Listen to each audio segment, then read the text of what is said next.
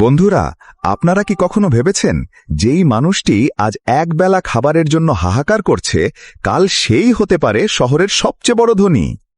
এই গরিব জেলেটি দীর্ঘ 10 বছর ধরে প্রতিদিন সাগরে যেত, কিন্তু ভাগ্যে থাকত শুধু ছোট কিছু মাছ। তবে সেদিন হঠাৎ তার জালে এমন কিছু একটা আটকে যায় যা তার জীবনকে তছনছ করে দেয়। জালে কোনো মাছ নয়, বরং উঠে আসে একটি বিশাল ঝিনুক, আর তার ভেতরে ছিল পৃথিবীর বিরলতম একটি পিঙ্ক পার্ল বা গোলাপি মুক্তো, যার দাম ছিল কোটি টাকা। সেই মুক্তটি বিক্রি করে সে নিজের একটি বড় ফিশিং কোম্পানি খোলে। আজ সে আর জাল ফেলে না, বরং তার আন্ডারে হাজার হাজার জেলে কাজ করে। তার জেদ আর ধৈর্যই তাকে কোটিপতি বানিয়েছে। এই জেলের ভাগ্য বদলানো দেখে আপনার কি মনে হয়? পরিশ্রমী কি সব?